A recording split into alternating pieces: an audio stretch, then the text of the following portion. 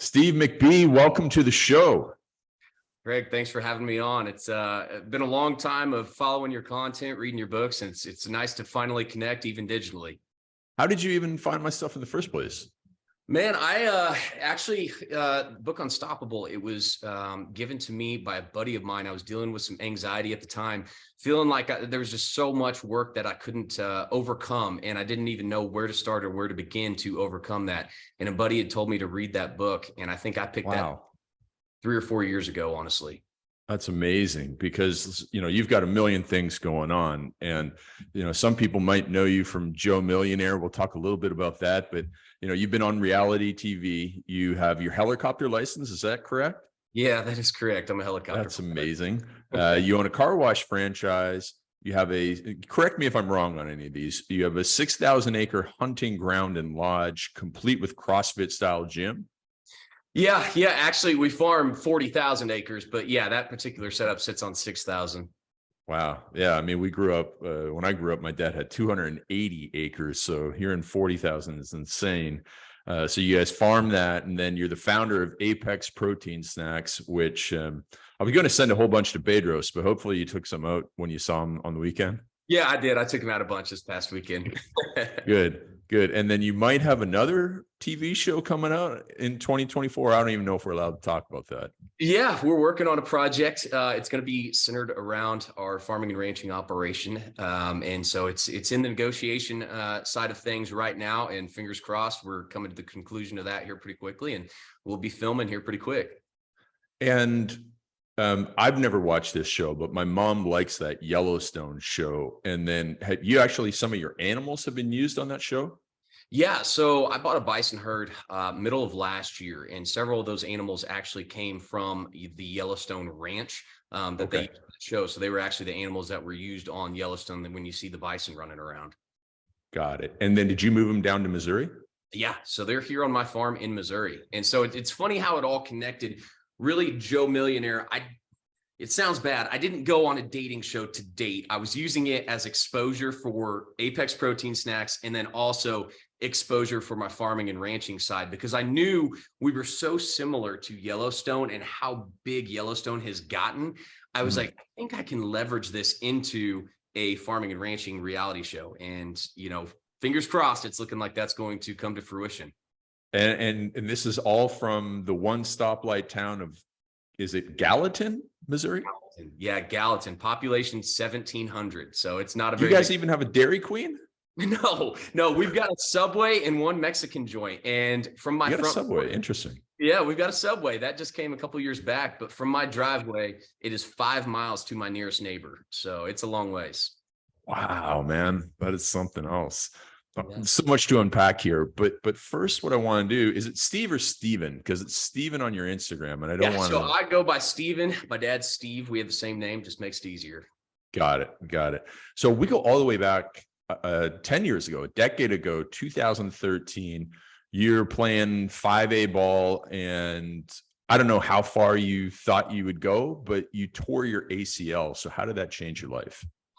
Yeah, for really all of my life, I was growing up as the identity of a football player. So that's how everyone knew me. That's how I really had my life shaped out. I could see myself playing at least Division I ball. I don't know if it was going to go any further than that, but that was the plan, and that's all I thought about. And so in the blink of an eye, literally one cut in injury changed all of that. I was in a straight leg brace on crutches for 4 months in physical therapy.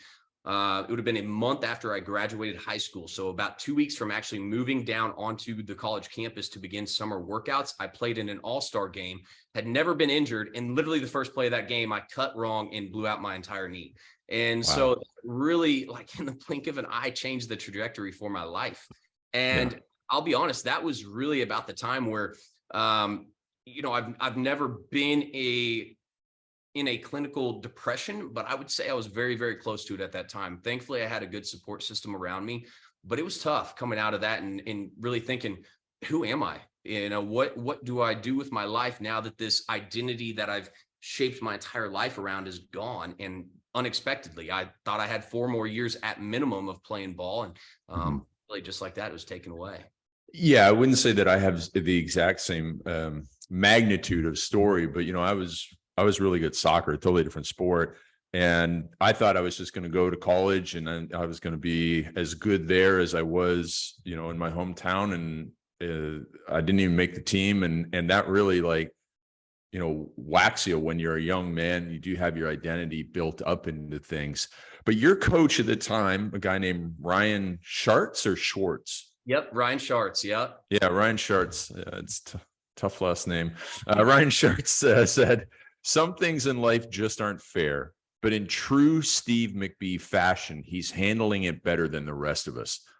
What is true Stephen McBee fashion? And I don't mean your farm fashion, which I appreciate on your Instagram, but what the heck is true Stephen McBee fashion? So I've been blessed to have the support system that I've grown up with, because I've grown up in an entrepreneurial, positive mindset type of family. And so they've really instilled that in me from the very beginning. Hard work, dedication to what we do, and passion for every single thing that we take on. And so I'd say whenever Coach Schartz was saying that about me, it was in that form, that outward projection of optimism. And, I hate to say that it was a fake optimism, because behind closed doors, that it was a tough time in my life. Sure. It was a really tough time. And so even though Coach Schartz, seeing me smiling, I'll be all right, thanks guys, that's what I was portraying to everyone. My mom and my girlfriend at the time, who I dated for 7 years, they know what that time was really like in my life. And it was tough. It was really tough. And I think what really got me through it was going on this self-improvement journey. And that's really when it all started, was right around 4 months post-surgery. Right when I started getting off the crutches is when I started diving into the self-help books, this self-improvement journey that I've been on ever since. So if you've been on that journey for about 10 years, you've probably gone through a ton of books. And, I see you mentioned a co-friend of ours, a guy named Ryan Stewman. I really like that guy. And I know that you could do some of his Apex stuff. What were some of the books that hit you the hardest and helped you the most? And maybe some of the speeches, YouTube videos, people that you follow that really helped you through those times? Yeah, one of the biggest that I really, really enjoy is called Grit by Angela Duckworth. I'm sure you're probably familiar with the book. That's one of my all-time favorites. I absolutely love that book and what it details about, more than anything, success is predicated on having that grit, that determination to push through the hard times. Obviously Unstoppable, which I read a couple years back, is definitely in my top 5. And that was before I had even connected with you. I was telling people, I'd always give that recommendation, just because anxiety is something I think that most, if not all, high performers deal with whenever they feel like, they don't even know where to begin to tackle the mountain that's in front of them. And I think that book does a really good job of helping you take that first step. And so, you have Grit, Unstoppable. I'm a big Napoleon Hill fan, obviously. Oh, cool. Yeah. Classics, read every single one of his books, but Think and Grow Rich is something that I try to pick up and read at least once a year. I just think it's a really good book that's, stood the test of time and really, really benefited me. So then you go from the injury and did you do your MBA? Is that correct? Yeah. So got my undergrad and MBA. All the while I was working at our farming and ranching operation. So directly out of high school, had the injury, knew I wasn't going back to football. I started working full time at our farming operation, and I would commute down to school. So I never did get the college life. I would commute down to school. I'd drive an hour each way to spend 1 hour in class and go right back to work at the farm.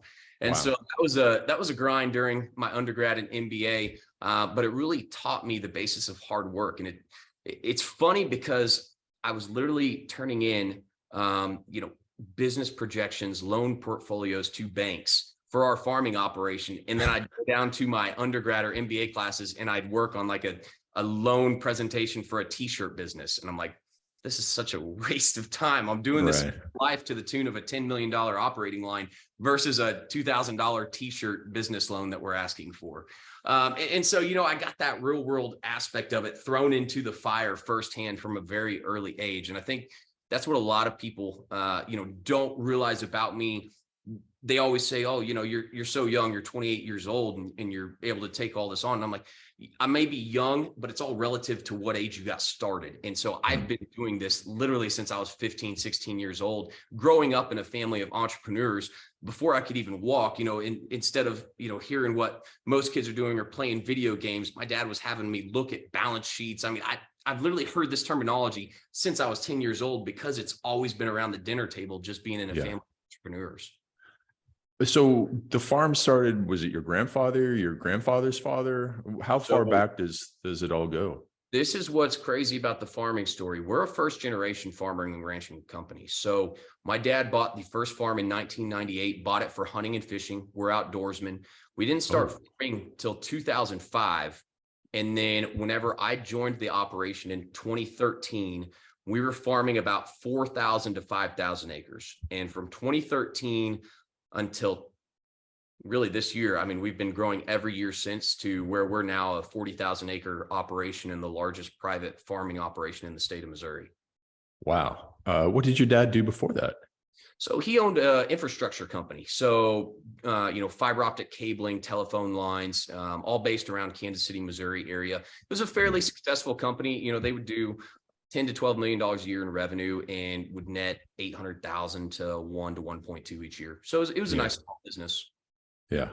Well, I mean, that's amazing for that transition to just, I mean, he's not just picking up something similar. He's picking up something so extraordinarily different in a way. Now, having grown up on a farm, you got to have that planning, that, looking ahead and that sort of thing. But yeah, there is a lot of nuance to the farming. So that's pretty amazing. Now, when you grew up, did you always have self-discipline and confidence?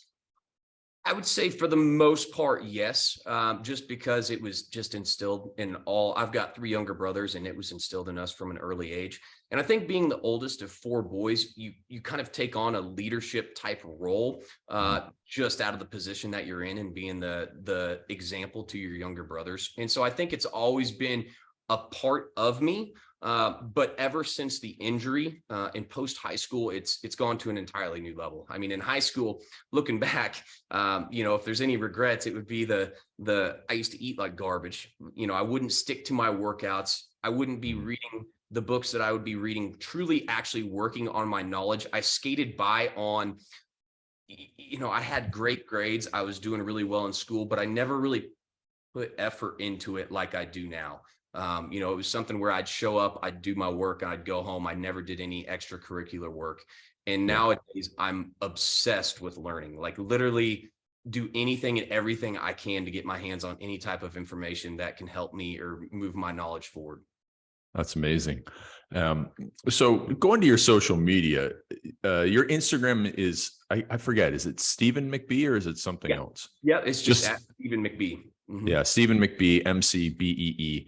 So I see your social media and, you're one of the few pages that I actually look at, so one day you're running the car wash and it's car wash and there's a bit of coffee place as well, right? Yes, that's exactly right. Yeah, it's a coffee and car wash. And you got 6 of those? So yeah, we've got 6 of those right now. Another 2 are opening this month. And then 2023, we're on pace to open another 12 if everything hits right. And is that just you or is that your dad or is that you, your dad and your brothers? So that's my dad, my brothers and I. We're basically partners across all of our companies aside from Apex and then Encompass here behind me. Those are 2 businesses that I own solely. But other than that, when we say we are family owned, we literally work and butt heads in every single business.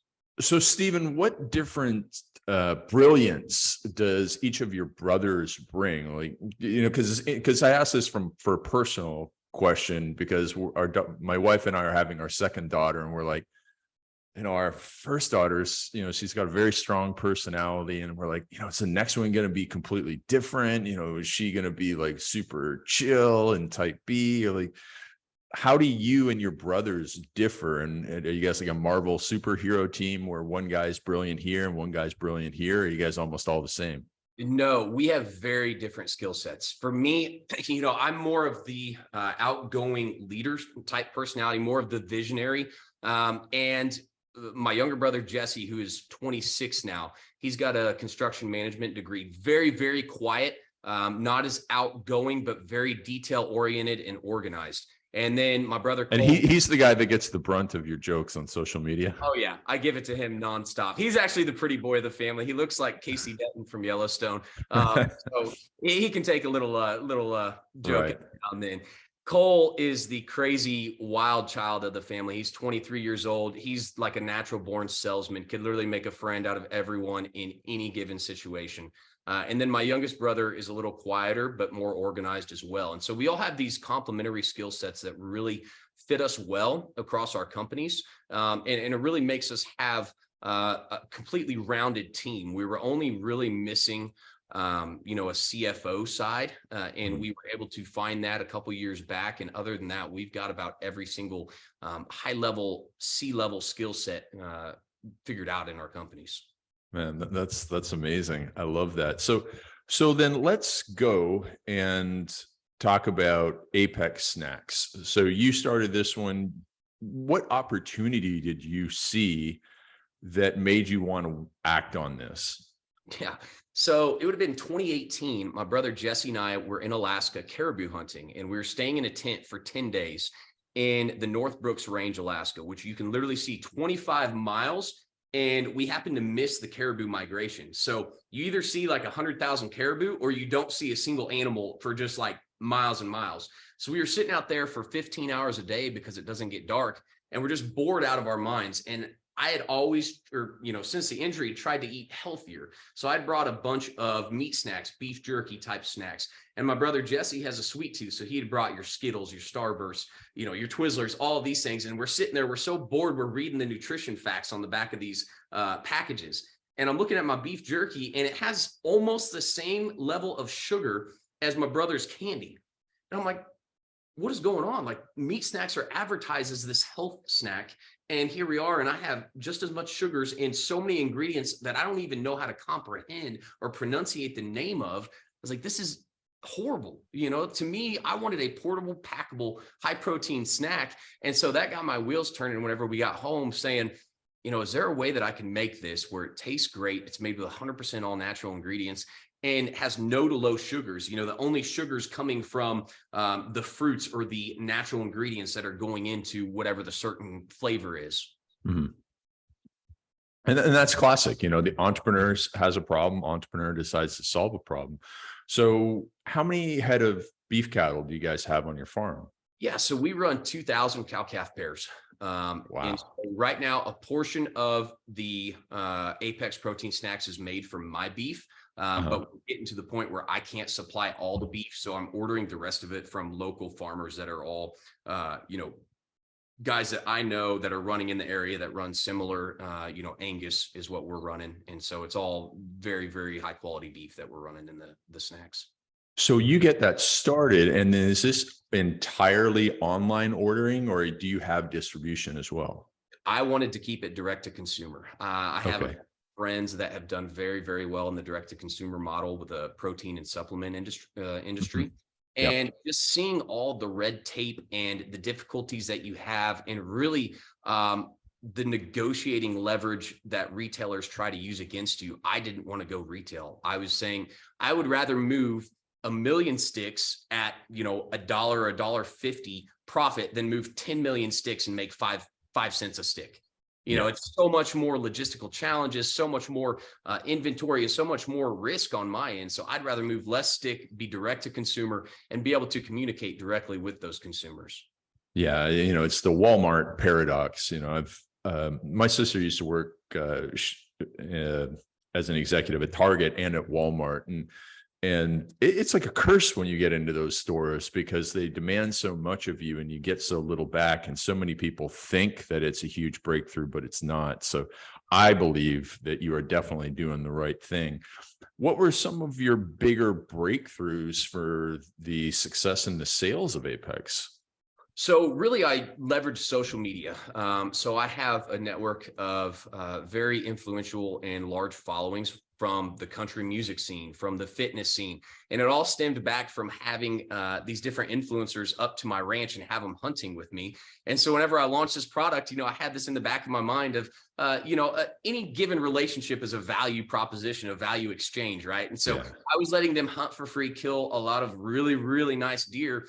And, it was almost, I don't want to say I was using them, but I knew there was going to be a time where I was going to lean on their followings and that they could help me out in return. And so whenever I launched Apex, I asked each of them, hey, would you be all right promoting this product? And so I got essentially what would be about $1 million worth of promotion for free. And so that's what really led to the very first success of the company.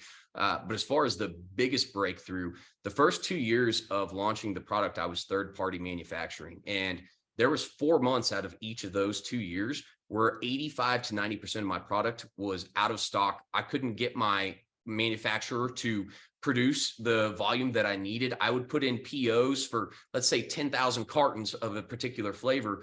And 6 months later, he'd call me and say, hey, I got your PO done, but I only got 2,000 of them done. And I'm like, how am I supposed to manage inventory with this? I can't even, run ads. I can't even market because customers go to our website. There's nothing to buy. They're not coming back. And so I built out my own manufacturing facility, got that going in July of 2022, and that has changed the game. We're able to meet demand and, manufacture whatever particular flavors running out at any given time. Yeah. And, just go back to the relationship building. When Bedros and I released our book, so, obviously, I've got the Unstoppable one, I got the Perfect Day one. When I got released the Perfect Day one, I released the book first, and then I did 400 or 500 podcasts, and you get to do it that way. Bedros went and did the 300 to 400 podcasts in advance, and then went back to people when Man Up was coming out and asked them all to promote. Now, he did it the better way. I did it because I was kind of reacting, but he did it with that plan in mind. And it's the same sort of thing. Hey, I'm going to do this podcast for you. I'm going to promote this podcast that I'm on. And then, he's just building up that goodwill. So I think that's an absolutely fantastic way of looking at things that you did it. Now, over to the car washes. What did you guys do when you decide, how did you decide, first of all, that this was a space you wanted to be in? And second of all, how did you go about launching these ones? So in every company we had looked at besides Apex thus far, we were very heavy in labor.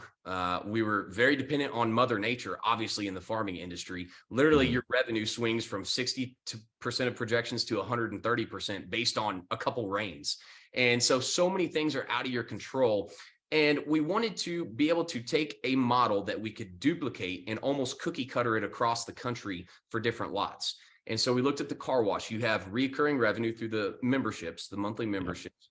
You're building out the same building. You're just putting it across different lots, and you're really low labor. I mean, we're running 3 to 4 people across each site at an express tunnel. And if we have, detail bays where they can pull back into, that one gets 15 to 20 people. But for the most part, it's lower level labor. And so we looked at that model, explored it, really liked the way that it shaped out, and really just decided to jump all into it. Yeah. I have another friend up in Indiana, a guy named Bobby Hatfield. He has about 6 or 8. He used to be a chiropractor and saw the same opportunities. And then another one of my friends who's in our mastermind group, a guy named Chris Larson, raises money to buy them. He does a lot of real estate investing. And again, it's the same arguments that they make that you have. It's just, it's the low labor intensity. They also say and believe that it's kind of recession proof because, recession comes along, people got to take care of their car better. Good times are coming along. Everybody wants to, keep their car looking nice. So that's been interesting. Now that one, I would imagine, is pretty capital intensive to get going. It is. Yeah, it is. Pre-COVID, we built out our first couple locations, and we're building a really, really nice wash compared to what most are doing. We were doing about $4.5 to $5 million per location. And now post-COVID, we're up to about $6.5 to $7 million a build out. Has it just been inflation of building material or something else? Yeah, inflation of building material. So concrete and steel has been our biggest cost increase. And then also car wash equipment has gone up as well. Got it. All right, let's switch gears now and let's go back to Joe Millionaire. So this was 2019 that show aired? So this actually aired. We shot it in 21, August through October of 2021, and then it aired January of 22 is when it aired. Oh, okay. All Yeah, right. this So, just aired. It was Q1 of all last year that it aired.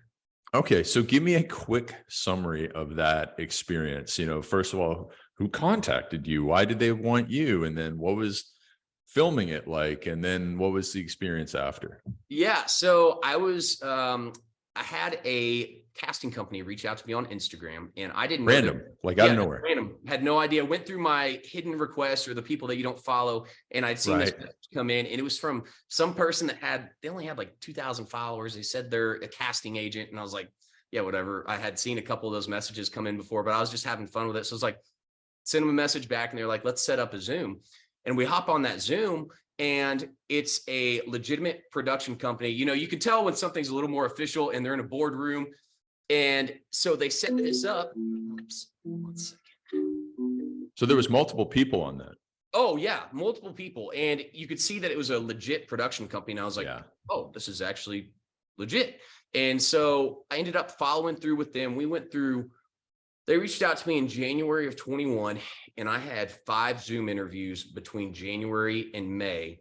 And they wouldn't tell me a whole lot about the show, what it was going to be. They just said it was mostly people that were, wanting to focus on their careers, had never really given love a try. And so I was just kind of having fun. I was like, if they choose me, whatever, if they don't, I don't really care. Well, in July, late July, they asked me to come out to Hollywood for an in-person interview with the Fox executive team, Fox, the network. And Yeah. so I went out there, had a really good meeting with the CEO of Fox's reality show side, and felt like things were going to happen. And they told me to be ready because I need to be ready to shoot for 8 weeks straight. And obviously with all of my companies, I was freaking out. I told them there was no way I was going to be able to do that unless I had my phone for 4 to 6 hours a day, just to make sure that the companies didn't fall apart while I was gone. And they told me that wasn't going to be an issue. And, all through August, I didn't hear from them. It came to be like August 25th, and the scheduled shoot day was like August 28th. And I like texted them. I'm like, I got to know, like, I'm running multiple companies. What's going on? And they called me and they said, we'll be there in 2 days.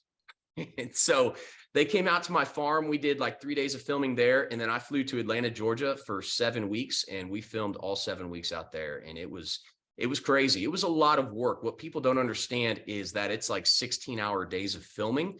And they intentionally try to string you out to where you can't sleep. You don't eat a whole lot. And they're force feeding alcohol to as many of the cast members as possible to try and get as much drama in the houses. Sure. Yeah. So quick background on the show, because I have not watched it. Most people watching this probably haven't watched it, but it actually ran on Fox. Yeah, it ran on Fox. So 2003, they ran the original Joe Millionaire, and it was the highest rated reality show of all time. It did Super Bowl type numbers. So Wow. they took this guy that was a construction worker that was, making $19,000 a year, and told all these women he had inherited $50 million. And so this entire show, they thought he had $50 million. And then at the end, he told them, I'm a construction worker. I only make $19,000 a year. Everyone across America loved it, but they had to shelve the show because obviously once it was so popular, there was no way they could duplicate that. Right. So then with this new concept they came out with, one guy's wealthy, one guy is not. The women don't know which one is which. And so that's why they chose me or picked me out of the crowd, because if you've seen my Instagram, like one day I'm in the middle of a cattle pasture, covered in cow crap, working my butt off. And then the next day I'm dressed up or flying the helicopter around. And so they're like, there's this guy that can play both, the blue collar guy and the white collar guy. And so they ended up choosing me as the wealthy guy in this situation. So how are you a different man after doing that show? What did it change for you? I would say,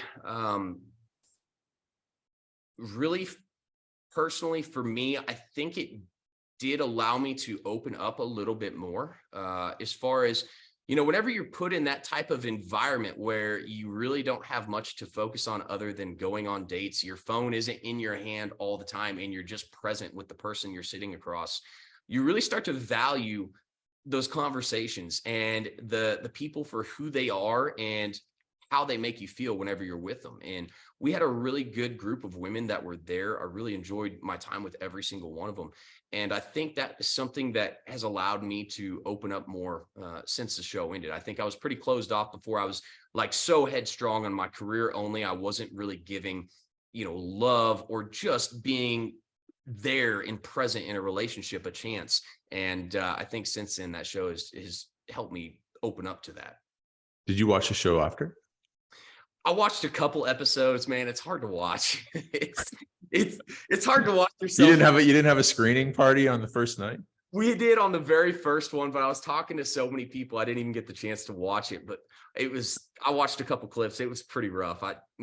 You feel at the time whenever everything's being filmed, you're like, oh, I'm gonna look really cool. And then on TV, you look at yourself and you're like, I'm an idiot. Well, they got the right cuts, and they can take 60 minutes of anybody and probably make you look goofy in a couple minutes, right?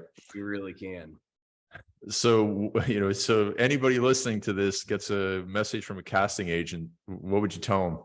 Yeah, first of all, don't expect it to come from like a blue check mark type of Instagram. A lot of these casting agents, they don't have a whole lot of followers. They may even have a private account. But if they send you, if it looks legit, like the grammar's there, like all spelling's correct, it's worth, sending them a message back if you have any interest, because you never know what it might lead into. So you go on the show, and then what kind of response did you get on your social media in January of 2022 until the show ended? Like, were you getting a lot of followers? Did you feel like it was worthwhile to do the whole shtick aside from, the benefits to you personally?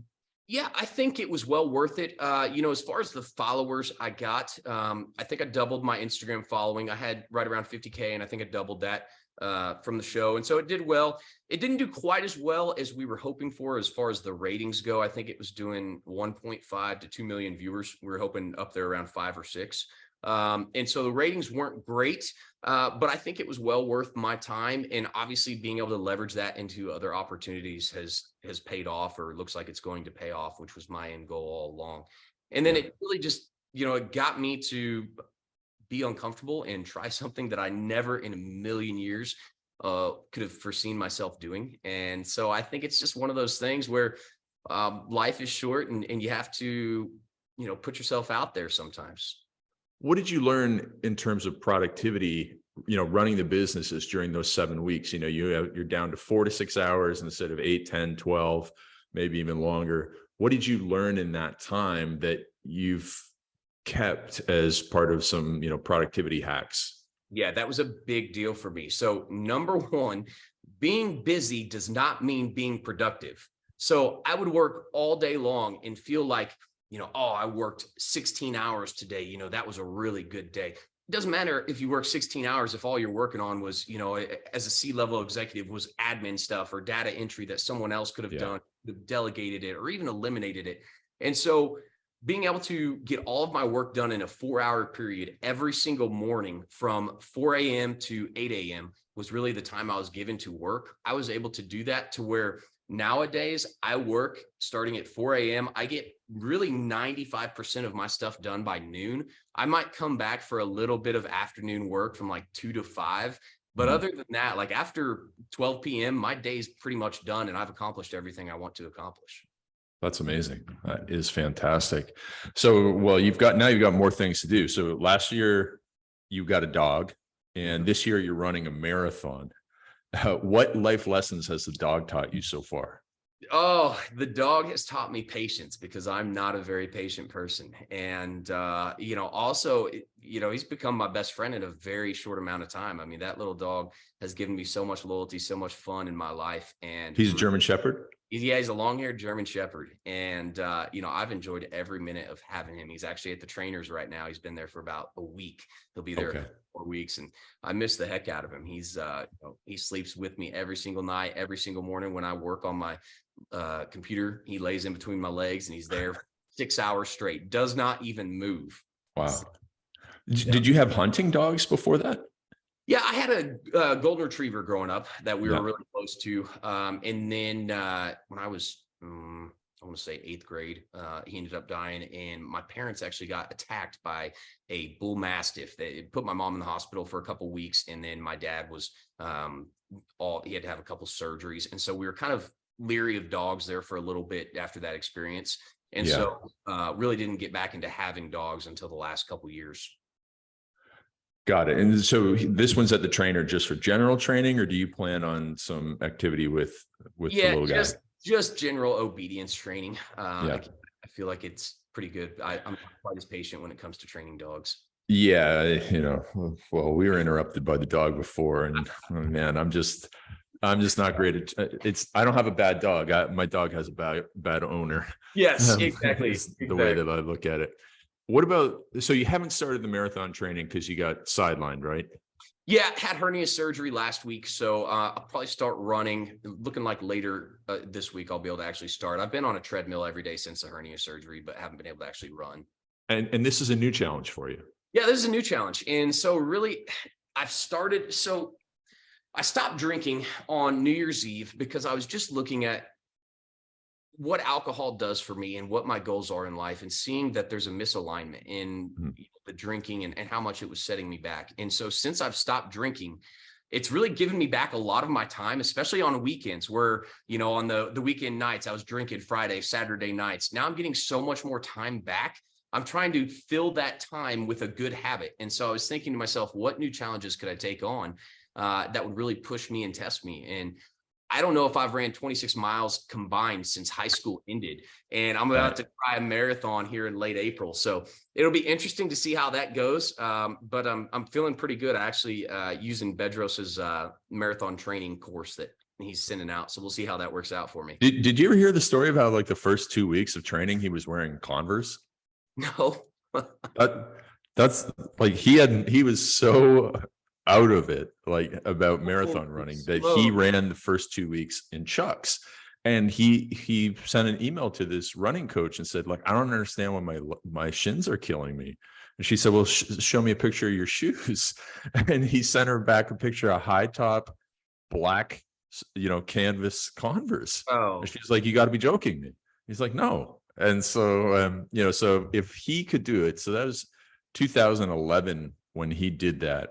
And, because we were running this mastermind, and he heard me say, like, cut your deadlines in half to one of our coaching clients. And we were talking about a business launch, and he thought, well, okay, I'll run a marathon in 6 weeks. So the first 2 weeks he ran in Chucks. Anyways, so if he could do it, you'll do much better than him. And that's the hope anyways. Yeah. So, we're about 90 days away from it at the time of this recording. So we'll look forward to hearing an update on that. And you're running that with your mom? Yeah, so I've got actually my whole family involved. They're all going to be running the 5K or the 10K portion of it. And actually my buddy Kurt from the show, Joe Millionaire, is going to be running the full marathon with me. So, oh, nice. Yeah, it'll be a good time.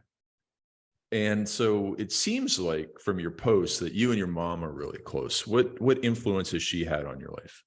Yeah, so she's been my biggest support in life. I think I've had, I've grown up with really, really good parents, obviously. And I think where my dad was extremely, extremely hard, blue collared, nose to the grindstone, my mom was more of the positive support, positive belief system, and always there for us no matter what. And so I think being able to have that relationship, I'm very, very, very blessed, and, extremely close with both my parents and especially my mom. So have always been able to run my ideas through her. All of my relationship needs and questions, I always run through her. We're pretty open about everything and anything I need to talk to her about. That's awesome. What about the lessons for getting your helicopter license? Like, was it extremely, because I'm just started jujitsu, right? And it's extremely humbling, and sometimes you just want to quit. Was flying a helicopter, like, did you have days?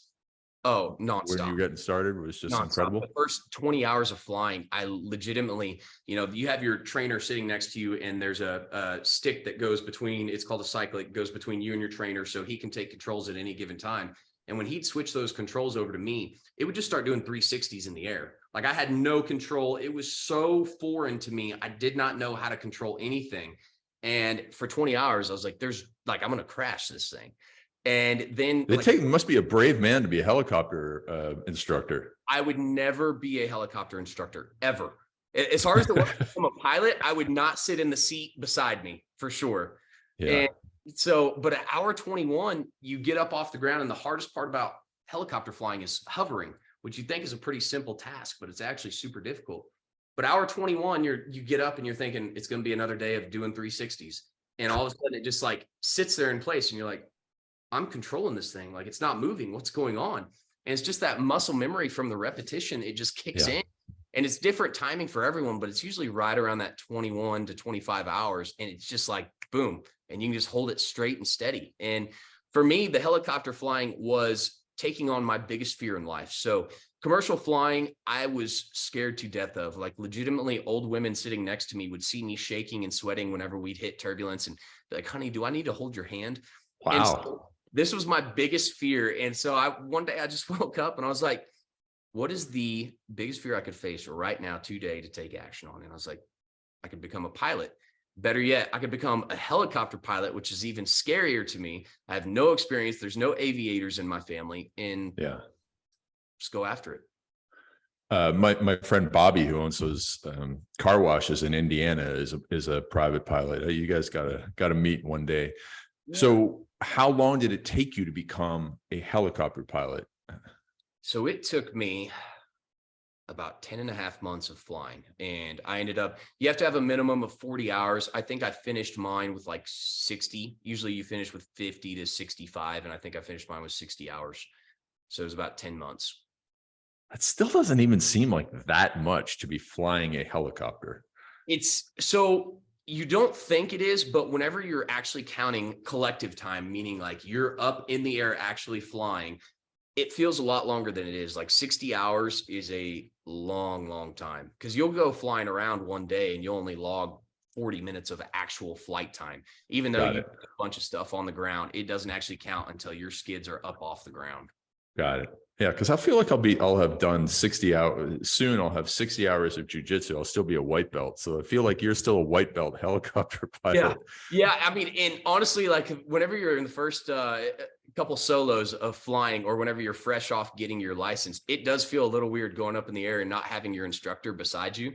Man, I'm really in control of this thing, and it's all on me at this point. But now I think I've got mid 200s now in my hours. So doing pretty well on building up those hours. That's great. I have another friend who's been a long time coaching client. He's a helicopter pilot up in Victoria, BC. And so he posts these Instagram videos of him flying through the mountains, the ski mountains. It's absolutely amazing. But I think yours are cooler because you're like going over the Chiefs Stadium sometimes. So how far is it from Gallatin to Kansas City? So it's about an hour and 10-minute car drive. So with a helicopter, it's about 20, 25 minutes. It's really nice. Got it. And then, so you have the helicopter on the ranch because you're cruising over the ranch all the time. Checking cattle, checking crops, doing whatever we're doing. And it's actually a lot easier flying your buddy up there in BC. Flying in the mountains, there's a lot of different winds that affect you up there in the mountains, plus the altitude. I like to stick here in Missouri where I have plenty of power and I don't have to deal with mountain winds and drafts. No, you guys don't even have hills or anything, right? No, we hardly have any hills. So there's not much. As long as I'm above the power lines or cell phone towers, I'm safe. Good. So last thing that we want to talk about is a Compass Academy. So you got clearly nothing going on. So now you had to start this, coaching business, and you described it to me as catered specifically to young men, under the age of 30. And it sounds like it's building self-confidence through discipline and structure. So what's your vision for this program? And, when can we expect you to be rolling that out and getting people involved? Yeah. So my vision for this program was really coming from the fact of what I've dealt with in life and some of those issues that I've faced. And for me, I've had the most support. Like, I've been blessed in so many ways. And so I see how blessed I've been, and I still have had these confidence issues, these trying to find my purpose or develop my purpose issues. And I see what it took for me to be able to do that. And so you look at a normal, person or someone that is not given the, external family that I've been given, and they're growing up in rougher circumstances. It's got to be tough for them to even find anyone to teach them that. And so what I wanted to do was really develop an all-encompassing, synergistic relationship between the core four, your faith, family, fitness, finances. Because in my opinion, success always leaves blueprints, obviously. And so if you look at these guys that are the most successful, you may see business guys that are successful in, finance, but they're overweight or they have a bad relationship with their wife. To me, the happiest guys on earth are successful in all four of those areas. And it's a synergistic relationship where they all build upon one another. And so Encompass truly means an all-encompassing approach to building your life and developing your purpose. And then the compass in Encompass stands for, finding that direction in your life. Because again, success leaves blueprints. So if we think about this, you think about what you want to, or how you envision your life, that end goal of what you want your life to be like, and you just build backwards from there. It almost forms what would be, like a map of your life. And so you think about this North Star, this vision that you want your life to be like, and then you have to follow the waypoints in order to get there. And those waypoints are the small daily goals that add up to that end North Star. I think one thing that is going to be very valuable to people is you might have a young man who even had that support like you did, but, has come across that tough point of, whether they weren't able to play college football, or whether they, broke up out of a long-term relationship, or whether there was some other type of injury. And it's going to be just as valuable for them, because what we see in our mastermind groups is very successful people in many areas of life, but everybody has problems. And when you get to a certain level, or when you have a certain level of ambition, you can't really share your problems with a lot of people. They either don't understand, or they think that you've got so much going on that you shouldn't be complaining about the problems you have. And especially when it's entrepreneurs, because most other people aren't entrepreneurs and are not the boss. And, you can't really complain about your employee problems to them. So I think that even on the very successful young man side, you're going to offer so much for it there. So super excited to see what that turns into. I imagine that, are you going to have a podcast that goes along with it? Yeah. So we're just starting to roll out the long form content. We're filming podcasts every single day right now. Oh, great.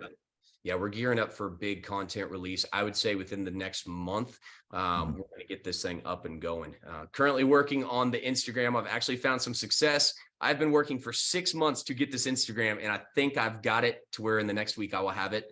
Fingers crossed again. Oh, right. You're trying to get somebody's profile name or something, right? Yeah. I've worked so hard at that, and I finally someone, I think I can get it. So once we get that going, we'll actually be able to follow the business account. But for right now, everything's going to be ran through my personal Stephen McBee Instagram. Yeah. So the last thing I want to ask you is, man, you've accomplished a lot. You've got a lot of stuff going on. What do the next 5-10 years look like for Stephen McBee and McBee Farms and all the other stuff you have going on? Yeah. So for me, I think the biggest mistake that I have made thus far in life is attempting to take on too many things or be shotgun effect, and chasing 7 rabbits at the same time and not end up mastering or catching any of them. And so I want to narrow down on the things that are most important to me, the things that actually leave me fulfilled. And I would say out of those, it would be this program here in Compass, my Apex protein snacks, because I'm actually going to be able to help people in fitness and health. And really those 2 aspects, along with the farm, those are going to be my 3 focus areas. The car washes are there. They do great. But I'm actually working on drawing myself out of those to spend more time on what truly is going to leave me fulfilled. So I would say this is going to become a major part of my life over the next 5 to 10 years. That's absolutely amazing. Do you ship to Canada, or is it like a border? Oh yeah. Hell. Okay, perfect. I'll order some up there for when I go home. Dude, that's awesome. Stephen, this has been really fun. Finally getting to know you. It's been really great to hear your stories and see the vision, everything that you have. So at Stephen McBee on Instagram. And where can people find out more about the Encompass program until you get the new Instagram handle? Yeah, just look for any of my posts on Stephen McBee. I'm going to be coming out with a lot of information. We're building out all the coursework right now. We're going to be doing weekly webinars for it. So it's all going to be stemming from my personal Instagram, and I'll be letting y'all know about the directions to take after that once I get the new Instagram secured. Awesome, man. Steven, it was really, really great to connect. Looking forward to it, and can't wait to have a follow-up episode in this very soon, especially after you guys get your big TV show out. That's exactly right, Craig. Yeah, thank you so much. And more importantly, thank you very much for all the support and mentorship you've given me. I know we haven't worked directly, but followed you for a long, long time. You've had a very, very large impact on my life. So Thank you, sir. Thank you, sir. Looking forward to meeting someday soon. absolutely.